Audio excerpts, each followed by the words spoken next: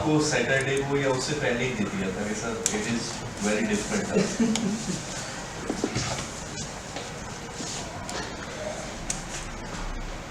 You are now unmuted.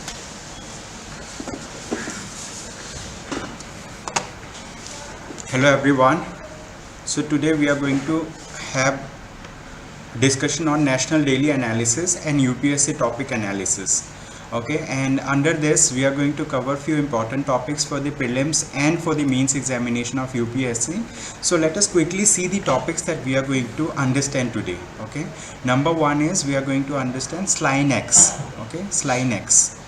We are going to understand SLINEX. Then we will learn about the Ghar Tak Fiber scheme. Then we will understand compulsory voting. Then we will learn about United Nations Alliance of Civilizations, UNAOC. Okay, then next topic we will understand is Asian Development Bank. Next topic is Stockholm Convention. Then we will understand about Global Environment Facility. Okay, these are the important topics that we will understand today. So without wasting much time, let us quickly go to the first topic, SLINEX. Okay, SLINEX, what is this? Sri Lanka India defense exercise. So it is a naval maritime exercise between Sri Lanka and India. So SLINEX 2020 was recently in news. That's why we have included this topic. The 8th edition of annual India-Sri Lanka bilateral naval maritime exercise, which is known as SLINEX 2020, will be held at Trincomalee, Sri Lanka from 19th to 21st of October 2020. The 7th edition of SLINEX was conducted off Visakhapatnam in September 2019. SLINEX series of bilateral maritime exercises were initiated in 2015. Okay, so let us understand few key points of SLINEX exercise. Okay, what are the key points? What is the aim of SLINEX? SLINEX aims to enhance interoperability, improve mutual understanding and exchange best practices and procedures for multifaceted maritime operations between both navies. It exemplifies the deep engagement between India and Sri Lanka, which has strengthened mutual cooperation in the maritime domain. Okay, so these are the aims of the SLINEX exercise. So what is important for us to remember, that it is a bilateral naval maritime exercise between India and Sri Lanka. Okay, so this is going to be held in Sri Lanka from 19th to 21st of October 2020. So that's why this topic was in news. So it is very important for us to learn this particular topic. Now, what are the expected outcomes of this thing? The exercise plays a significant role in strengthening bilateral ties and also reiterating India's policy of neighborhood first and security and growth for all in the region, Sagar initiatives. Okay, so like we have different policies. One of the policies neighborhood first, and second policy security and growth for all in the region, Sagar. Okay, so that's why this was in news. So it becomes important for us to look into similar exercises, okay, similar defense exercises between India and other nations. Okay, what are those exercises? One is Indra. Okay, exercise Indra.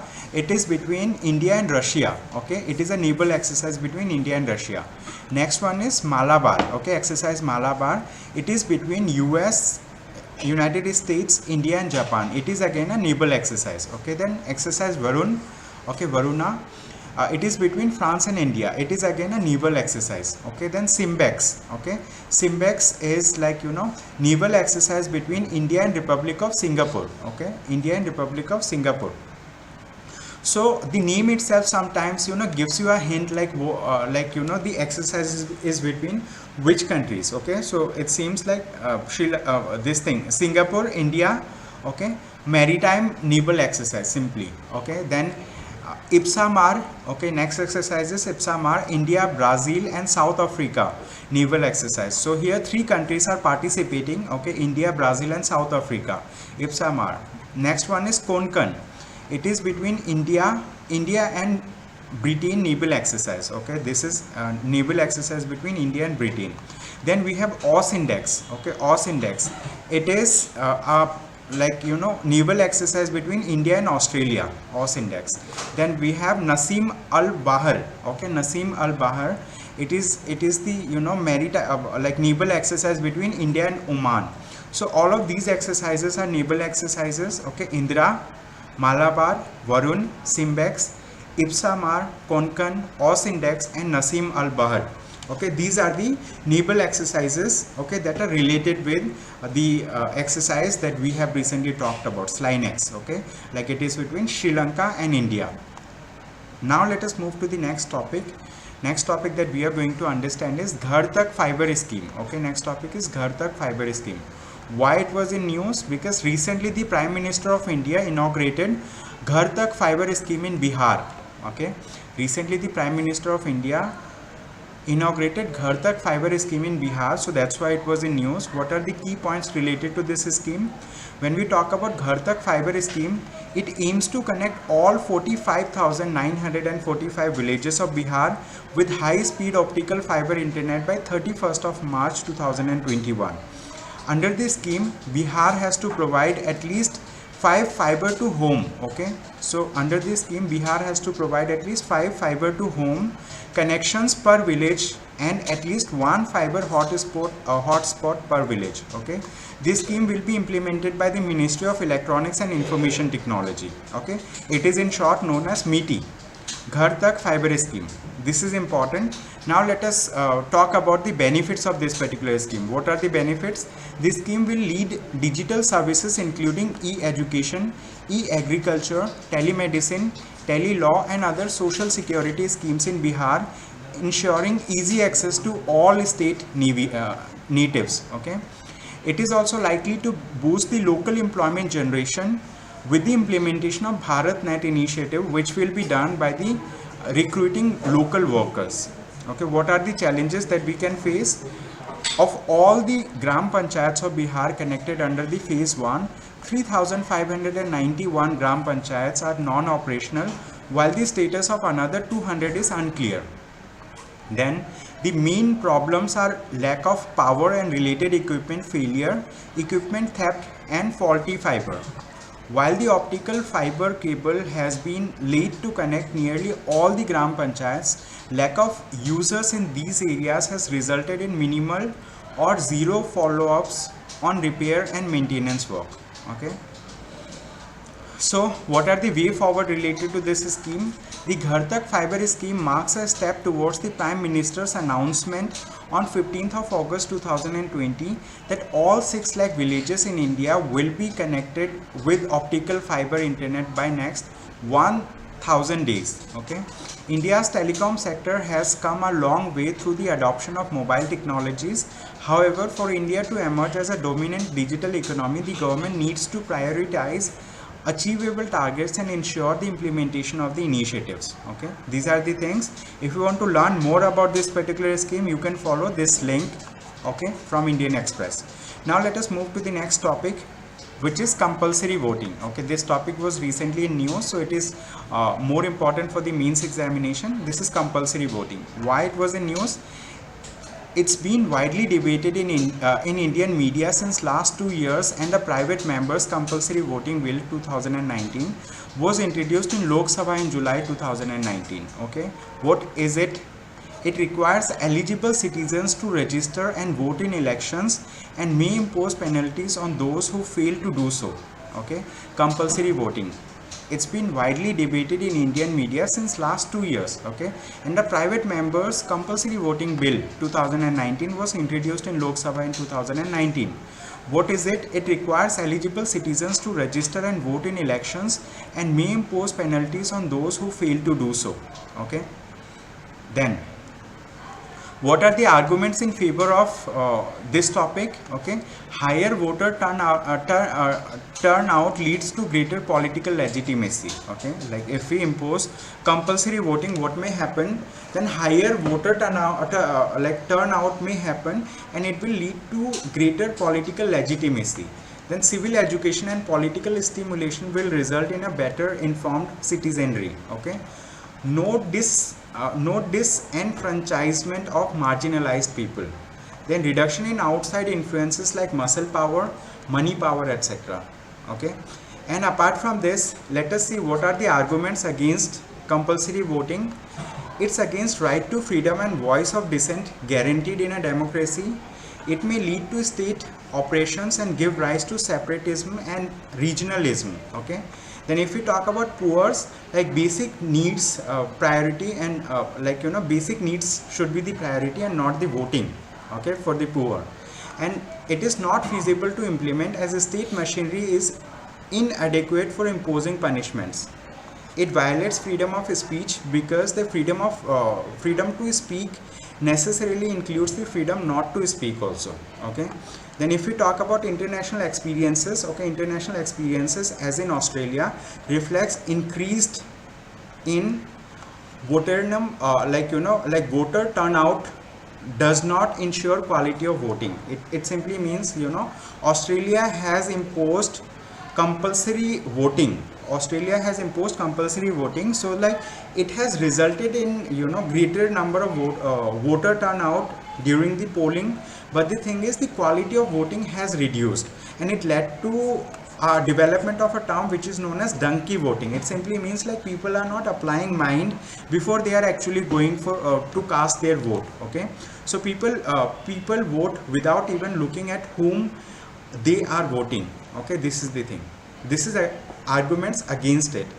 Okay, now if we talk about concluding remarks, okay, there are some remarks. So it is not practical in India, which has also been highlighted by the 255th Law Commission report. Okay, India should work on increasing voter turnout through encouraging political education and mass sensitization about civic duty of voting. Okay, these are the things.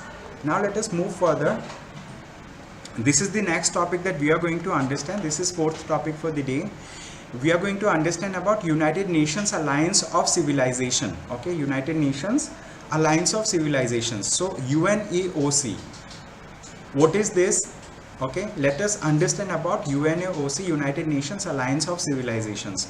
So it was established in the year of 2005. It was promoted by Mr. Kofi Annan. He was the former UN Secretary General. Then it is based in New York. What is the aim of this particular initiative? To promote international action against extremism through the forging of international intercultural and interreligious dialogue and cooperation. Okay, so United Nations Alliance of Civilizations, when we talk about this topic, so it was established in the year of 2005. It was promoted by Mr. Kofi Annan. He was the former Secretary General of the United Nations. Okay, so it is based in New York. Aim is to promote international action against extremism through the forging of international intercultural, interreligious dialogue and cooperation. These are the things. Now let us move to the next topic for the day. Okay, next topic is Asian Development Bank.